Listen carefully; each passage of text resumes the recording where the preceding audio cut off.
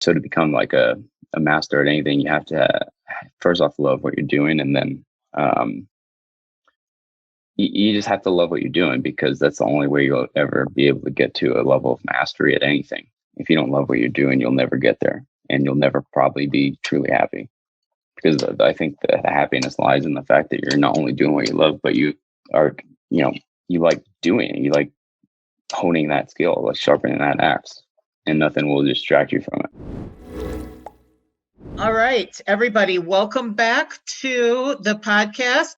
I have a very cool guest on with me today, and I want to give you a little bit of, I want to preface this by why I'm bringing this person on and tell you why I think you're going to all really, really like to hear what he has to say.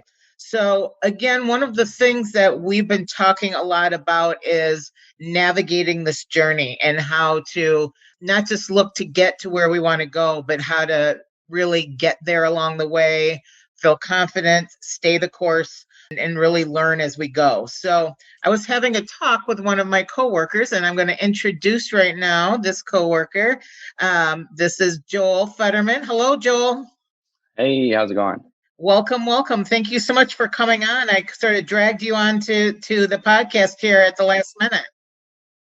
Well, I'm not going to lie. I am semi-nervous, so be gentle. Oh, no need to be nervous on here. Nobody needs to be nervous on here. We're just going to chat. But you and I were having a talk about what's been going on and we were talking about how you seem to be in very good spirits lately and very excited and motivated. And I kept asking you what was happening and what was going on. And you were telling me a little bit about some mindset shifts that have been taking place with you. So I hope you're going to let me ask you some questions so you can tell everybody here some of the things you were telling me, because I got very inspired. And I think it will help them to be inspired as well. That's really all that I'm trying to do. But the main thing I'd say is I was just like very negative over the last, I don't know, 20 years. I'm 31 years old. Like 21 years of my life was just super negative. And I don't know, it just hit me one day. It's just like, why do that when you could be the opposite just as easily? And I remember thinking back, and I had this thought a few weeks ago, just like my sister was kind of in a bad spot like growing up. So she was like isolating herself and stuff, just really not too communicative. And I remember talking to my mom. I asked my mom, like, why won't you just be happy? You know what I mean? Like, it's such an easy decision. Like, why would you decide not to? And she didn't have an answer. And I didn't know because I wasn't on that level yet. But you have to have experience in both fields. Otherwise, you won't understand when you're in one or the other. And sometimes when you're in one of them, you don't know how to get out until something happens where it's like, oh, okay, I remember. I remember where this was. And then once you get there, the key is just to not forget. It's kind of like, I don't know how PC this would be for a podcast, but it's kind of like taking like an acid trip or a psychedelic trip and then reaching a peak, and then the day after just forgetting everything that you learned. And then it slowly degrades throughout time. But you just always have to come back and remind yourself, really. You just got to find ways to do that and people to do that for you. So it sounds like, and we were talking about this, it sounds like that sometimes that we need to go through the ups and the downs in order to really find our way along the path. Have you found that? Yeah. It's the yin and the yang.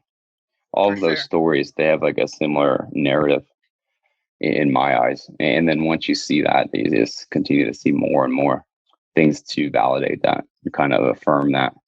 But it's not easy. Sometimes it takes like an external event in order for you to remember and kind of like wake up, for lack of a better word. I know that's kind of cliche right now in this point, but it's very true.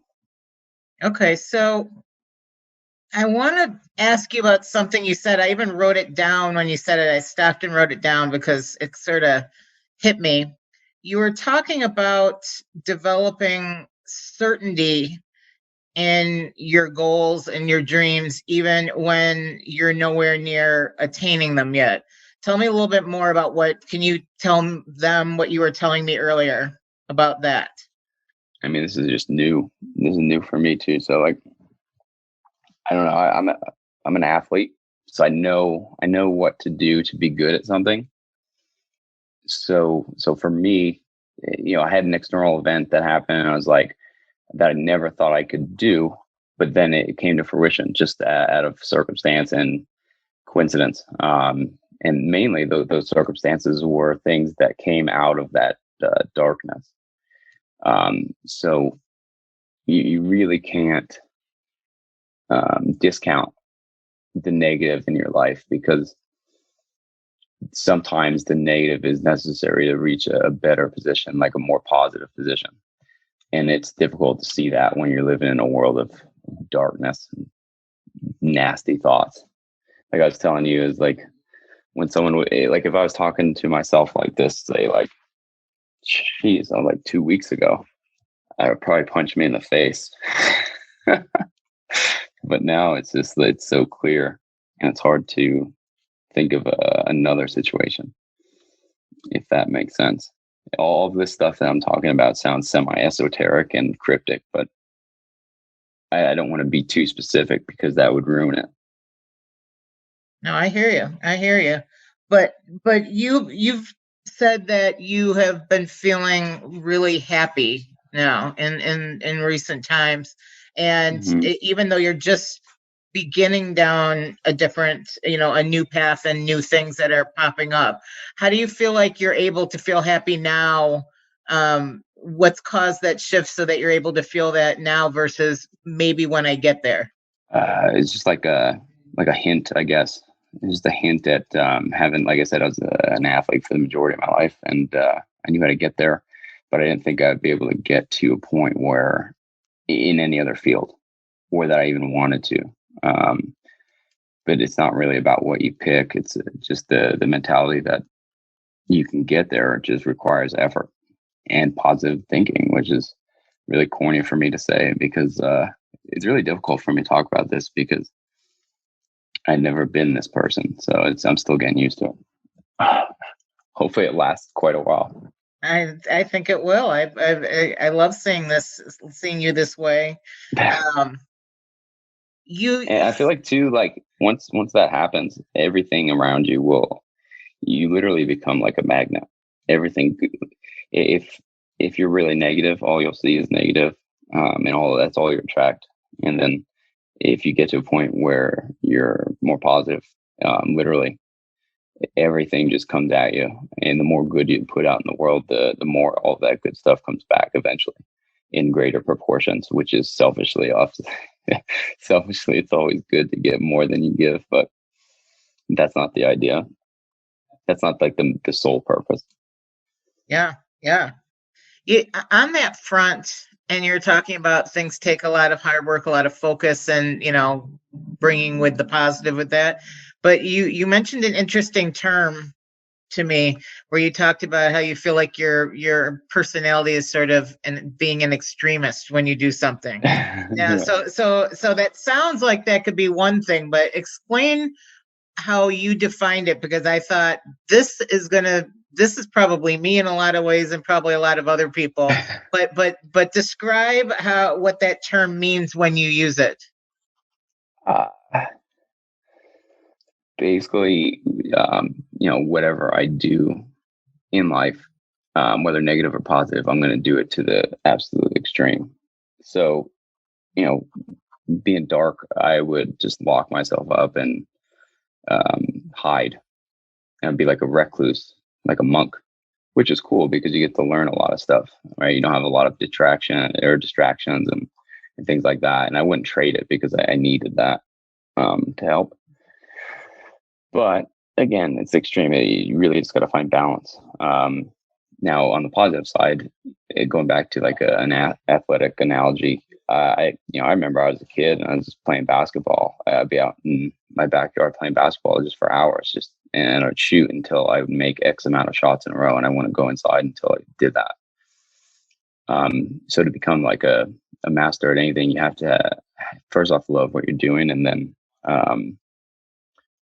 you just have to love what you're doing, because that's the only way you'll ever be able to get to a level of mastery at anything. If you don't love what you're doing, you'll never get there, and you'll never probably be truly happy.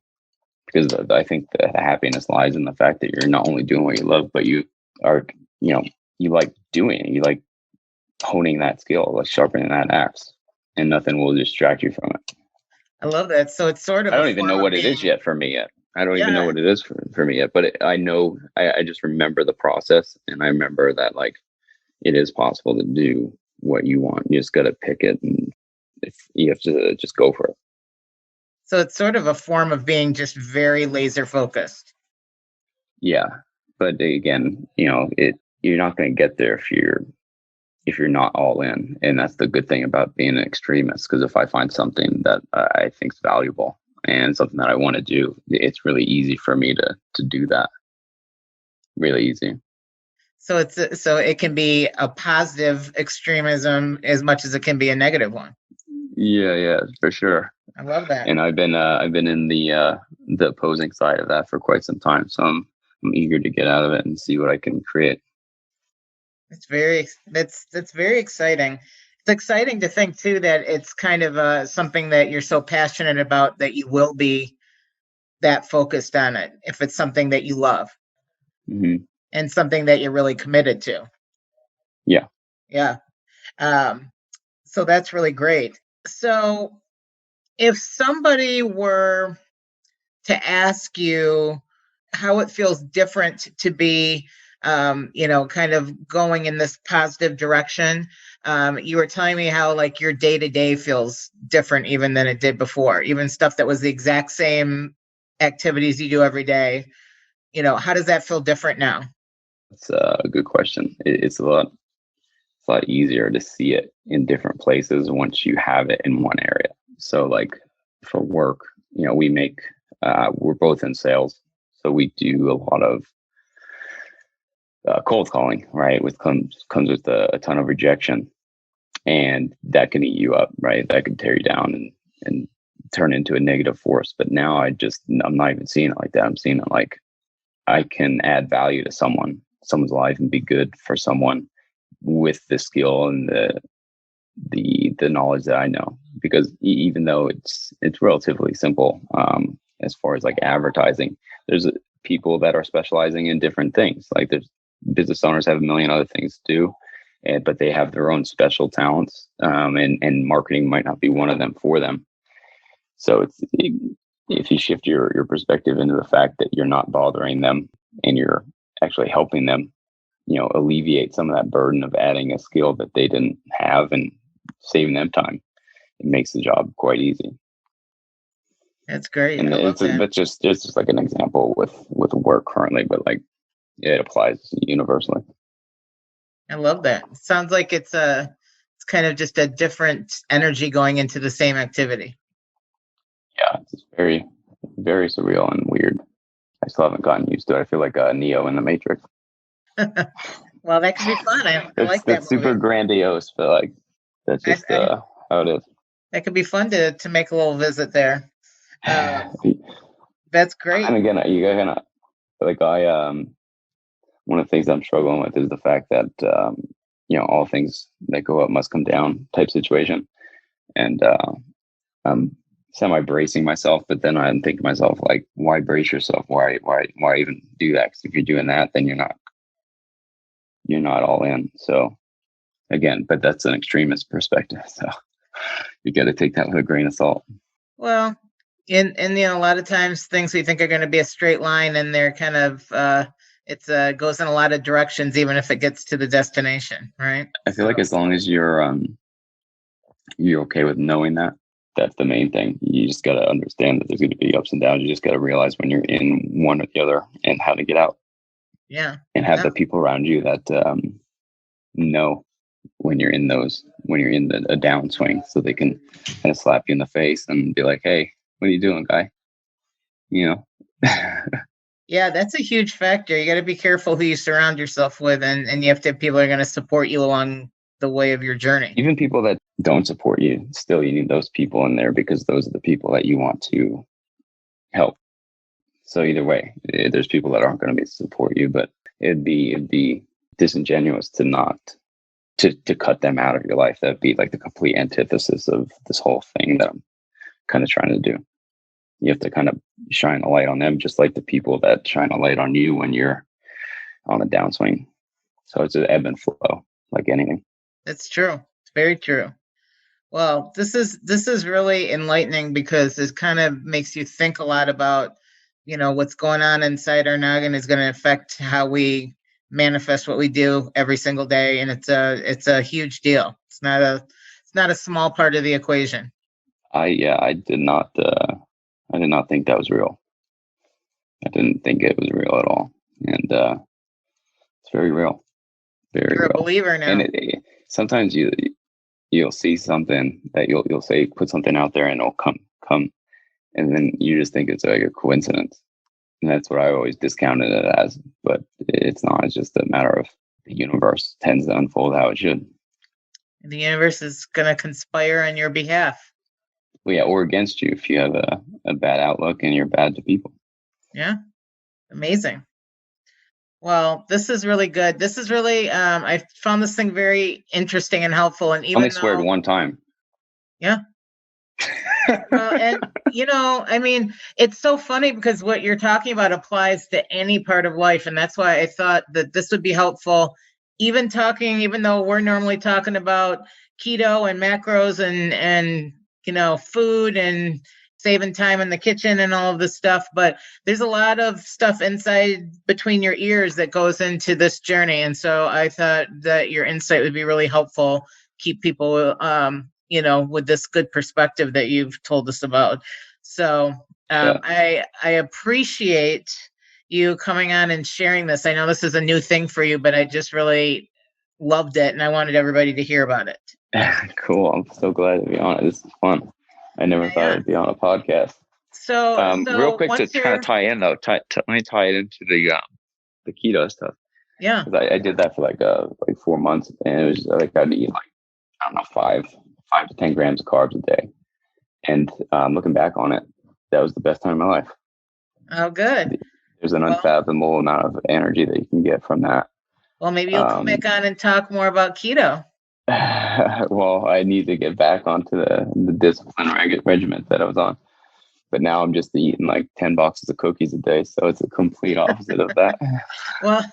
Well, so this will be a good reason. We'll have you back on when you're further down your new journey and when you're back in the keto space, and we'll talk some more. I'm cool with that.